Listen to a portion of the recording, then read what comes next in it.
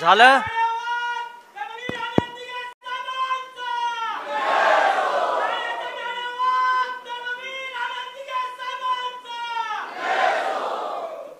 मंचावरील शिवसेनेचे सर्व नेते आणि आपण मगासपासून आमची जी भाषणं ऐकत बसलेले आहात फार मोठ्या सहनशीलतेनं, असे सर्व शिवसैनिक बंधू भगिनींनो,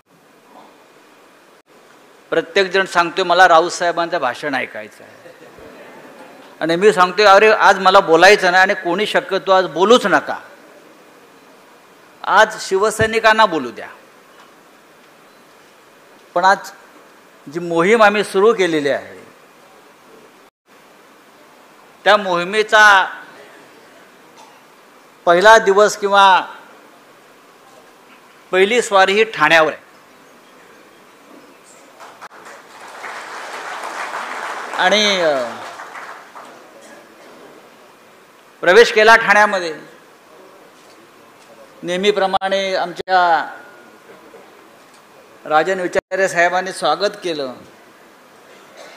आनंदनगर नाक्यावर आणि मी सांगितलं की आता परत एकदा आपले जुने दिवस वैभवाचे इथे सुरू झालेले आहेत. टेंबी नाक्यावर आलो. धर्मवीर आनंद दिघे यांच्या पुतळ्याला अभिवादन करण्यासाठी आम्ही सगळे आलो. तर समोर जो पूर्वी आनंद आश्रम होता पण आता नाही, तिथून एक 5-25 लोक बाहेर आले. त्यात महिला जास्त होत्या. गद्दारांना महिला पुढे करायची सवय असते कधी. आणि आम्हाला घोषणा, आमच्या विरोधात घोषणा. तुमच्या बापाचा खातो काय आम्ही?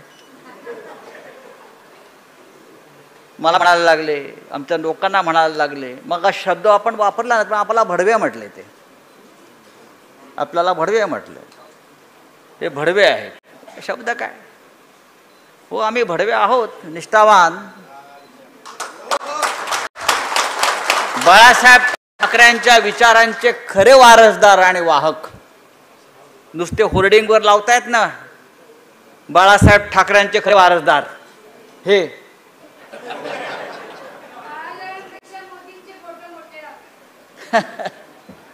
हे खरे वारसदार. कुठे जन्म घेतला यांनी वारसदार म्हणून? कुठं?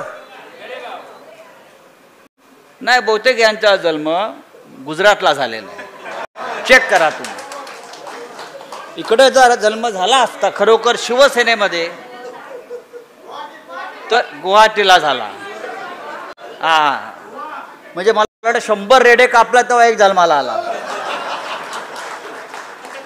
100 रेडे जेव्हा कापले तेव्हा एक जन्माला आला. आम्हाला काय सांगताय तुम्ही? ठाणेकरांना गद्दारी काय, निष्ठा काय? निष्ठा काय आहे हे ठाणेकरांना महाराष्ट्राला वारंवार दाखवून दिलेलं आहे. आज तुम्ही फक्त निवडणुका जिंकलेला आहात. आज तुम्ही फक्त निवडणुका जिंकलेला आहात, पण ही तुमची जिंकलेली शेवटची निवडणूक आहे, लक्षात घ्या. आणि हे सांगण्यासाठी आम्ही सगळे इथे आलो. आम्हाला तुम्हाला हेच सांगायचं की आपण निष्ठेने उभा आहात, लढतो आहोत. हेही दिवस जातील, हेही दिवस जातील आणि पुन्हा एकदा या ठाण्यावर सुरुवात आपल्या विजयाच्या शिवसेनेची ठाण्यातूनच झालेली आहे आणि इतिहासाची पुनरावृत्ती होते, लक्षात घ्या. इतिहास असा एक वर्तुळ पूर्ण करतो आणि पुन्हा तिथेच इतिहास येतो आणि तिथून परत नवा इतिहास लिहिला जातो. तो नवा इतिहास या ठाण्यातूनच लिहिला जाईल. मग अशी आपण म्हणालात त्याला पकडून आणतात, त्याला पकडून आणतात. विचारे आपण म्हणालात एक दिवस एकनाथ शिंदेला पण लोक पकडून आणतील. याला घेता का तुमच्या पक्षात? घ्या. यांना प्रवेश करू दे आहे, त्याच्या गेलेत तर सगळे. हे सगळे लाभार्थी आहेत, हे डरपोक लोक आहेत, हे घाबरून पळून गेलेले आहेत. यांच्याकडे फार मोठा विचार, नीतिमत्ता, स्वाभिमान, अभिमान हे औषधाला जरी असतं तरी त्यांनी हिंदू हृदय सम्राट बाळासाहेब ठाकरे यांच्या पक्षाशी इतकी बेईमानी केली नसती. अमित शहा आणि नरेंद्र मोदींना हवा आहे ही शिवसेना फुटलेली, फोडलेली. त्यांना हवी होती शिवसेना फोडलेली, हे त्यांचं स्वप्न होतं शिवसेना फोडण्याचं. आणि म्हणून त्यांनी हे कमजोर कडी जी होती, डरपोक, त्यांना हाताशी पकडलं आणि आपला पक्ष फोडला. पाहू ना किती दिवस टिकतात ते. राजकारणामध्ये आम्हालाही आमचे केस पांढरे झाले, आम्ही पण कलर लावून फिरतो आता म्हणावं. आम्ही फिरतो, तुम्ही दाढीला लावता, आम्ही डोक्याला लावतो. दाढीला हलक्यात घेऊ नका, आम्ही हलक्यातच घेतो तुम्हाला. आम्ही हलक्यातच घेतो. आम्हाला तुम्हाला काय वजनदार समजण्याचं आम्हाला कारण नाही. सगळं तुमचं आम्ही आमच्या समोर डोळ्यांनी पाहिलेलं आहे. पण शिवसैनिकांनो, ही वेळ आता सुरू झालेली आहे लढाईची. ही वेळ आता चला, लोकसभा झाली, विधानसभा झाली, आता महानगरपालिका येईल.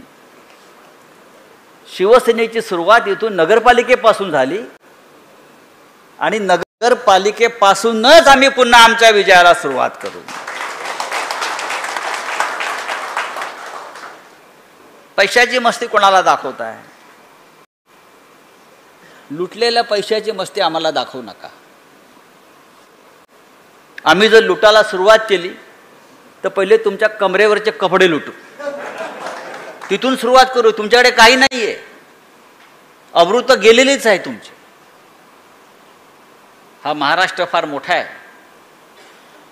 छत्रपती शिवाजी महाराजांचं आपण नाव सांगतो. हिंदू हृदय सम्राट बाळासाहेब ठाकरे यांनी या महाराष्ट्राला स्वाभिमानी महाराष्ट्र अशी ओळख या देशात निर्माण करून दिली. आणि आपण माती खाली पुरा नाम मिट्टी में मिलाने की कोशिश करते. पण मी इतकंच सांगेन, आजही छत्रपती शिवाजी महाराजांच्या महानिर्वाणानंतर आणि छत्रपती संभाजी राजांच्या निर्घृण हत्येनंतर मोगल औरंगजेब हे आनंदानं बेहोश होऊन नाचायला लागले होते की आता महाराष्ट्र आमच्या हातामध्ये आला, आता महाराष्ट्राला राजाच राहिला नाही. या महाराष्ट्राला राजा नाही, राजाची हत्या केली, राजाला आम्ही मारून टाकलं. पण तसं झालं नाही. संभाजी राजांच्या मृत्यूनंतर सुद्धा हा महाराष्ट्र 25 वर्ष लढत राहिला, झुंजत राहिला आणि शेवटी त्या औरंगजेबाचं थडगं आपण या महाराष्ट्रातच बांधलं. हा इतिहास आहे. जे आमच्यावर चाल करून आलेले आहेत त्यांनी हा राज्याचा, महाराष्ट्राचा इतिहास जरा समजून घेतला पाहिजे. हा मराठ्यांचा इतिहास आहे, हा गद्दारांचा इतिहास नाहीये. एकनाथ शिंदे हे कालपर्यंत आपल्या सगळ्यांचे सहकारी होते. त्यांच्या सुखदुःखा संकटामध्ये आम्ही त्यांच्या सोबत राहिलेलो आहोत. आम्ही त्यांना अनेक गोष्टी समजून सांगितल्या. बाबा घाबरू नकोस, तुला कोणी हातामध्ये बेड्या घालून मोदी आणि शहा नाही घेऊन जाणार. पण शेवटी शरीर वाघाचं आणि काळी उंदराचं. शरीर वाघाचं असलं, अशी आयाळ असली तरी काळी उंदराचं असल्यावरती माणूस काय करणार. पण या व्यासपीठावर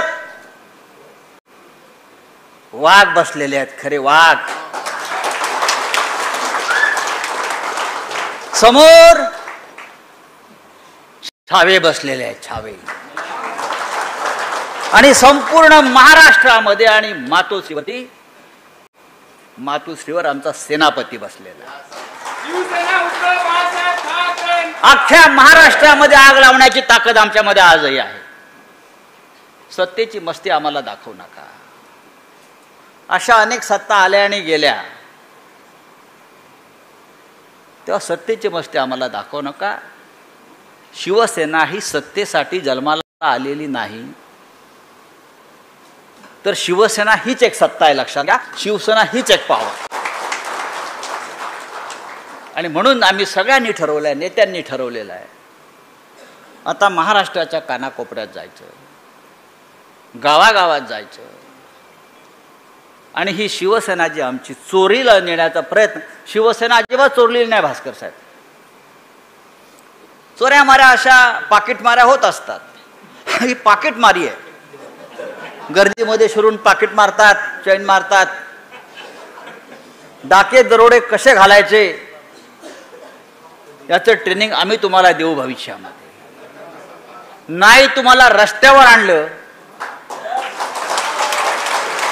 आणि जशी चोरांची धिंड काढतात पोलीस रस्त्यावरून, तशी गद्दारांची धिंड या ठाण्यात नाही निघाली तर बाळासाहेब ठाकरेंचं आम्ही नाव सांगणार नाही. मनामध्ये जिद्द ठेवा की येणारा काळ आपला आहे, येणारं भविष्य आपलं आहे. ही जिद्द आपण ठेवली पाहिजे. राजन विचारे ठाण्यामध्ये उत्तम काम करतात, केदार दिघे उत्तम काम करतायत,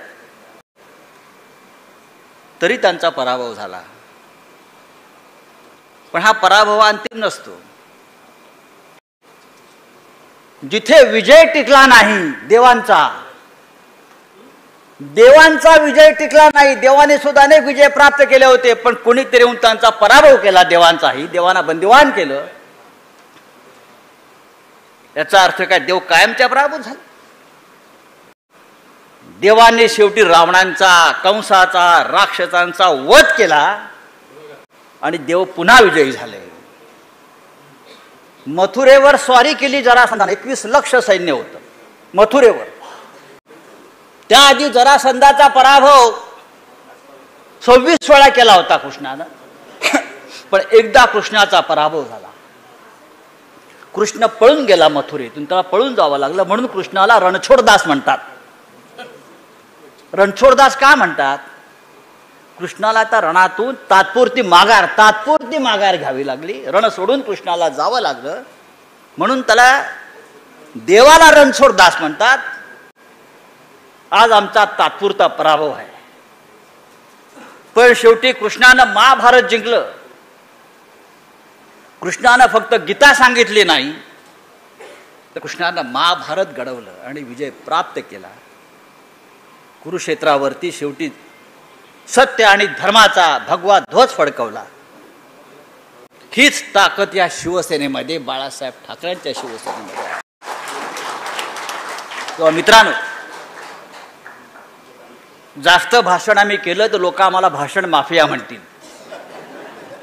आम्ही गीता सांगायला आलेलो नाही, तर अर्जुनाप्रमाणे आम्हाला लढायचं आहे हे सांगण्यासाठी आलेलो. तेव्हा शिवसैनिक, महिला असतील, तरुण असतील, जुने शिवसैनिक असतील, आता ही वेळ लढण्याची आहे. ही वेळ संघटना मजबूत करण्याची आहे. संघटनेला जास्तीत जास्त वेळ देण्याची आहे. शिवसेनेचा कार्यक्रम हा घराघरात पोहोचवण्याची ही वेळ आहे. आणि मशाल हीच खरी शिवसेना हे लोकांच्या मनात बिंबवण्याची आहे. तेव्हा आजपासून आपण पुन्हा नव्या जोमानं कामाला लागू. जय हिंद, जय महाराष्ट्र.